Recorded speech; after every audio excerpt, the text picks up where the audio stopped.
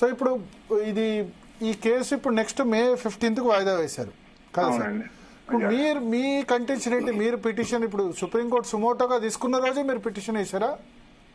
Suo motu తీసుకున్న తర్వాత ఒక ఎన్జిఓ వాళ్ళు అప్రోచ్ అయితే వాళ్ళ ఎన్జిఓ వాళ్ళకి ఒక పిటిషన్ వేయడం జరిగింది ఎన్జిఓ తరఫున. Okay, which NGO sir?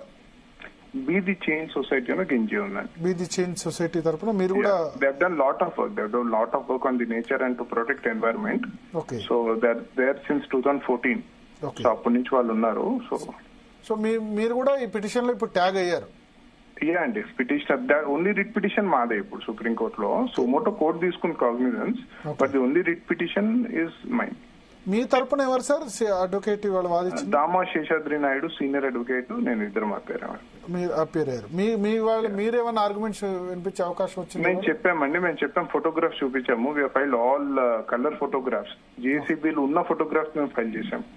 అవన్నీ చూస్తే జేసీబీ ఎలా అనుమతించారని కూడా కమెంట్ చేయడం జరిగింది. అండ్ ఆ ఫోటోగ్రాఫ్స్ అన్ని మేము చూపించాం. యాక్చువల్లీ మెటీరియల్ మా రిట్ పిటిషన్ లోనే ఉంది. ఈ డబ్ల్యూడబ్ల్యూఎస్ స్టడీ కండక్ట్ చేసింది and photographs with JCBs and కొన్ని జింకలు ఉన్న ఫోటోగ్రాఫ్స్, ఇవన్నీ natural photographs. University of Hyderabad students వీళ్ళందరూ ట్రెక్కింగ్ కి వెళ్ళేటప్పుడు తీసుకున్న ఫోటోగ్రాఫ్స్ అవి. ఆ ఫోటోగ్రాఫ్స్ కలెక్ట్ చేసి ఫైల్ చేయడం జరిగింది. Which have date with them, date, longitude, location తో పాటు ఉన్న ఫోటోగ్రాఫ్స్ అవి. So nobody tomorrow they can't say that it is a generated. Okay, so ఇప్పుడు సీనియర్ అడ్వకేట్ నిరంజన్ రెడ్డి ఎవరి తరపున పేరు సార్? వారు ఒక ఇంటర్వెన్షన్ వేయడం జరిగింది. సో ఇంటర్వెనర్ తరపున పేరు. ఓకే, వాళ్ళు కూడా. ఓకే, సో ఇప్పుడు ఒకటి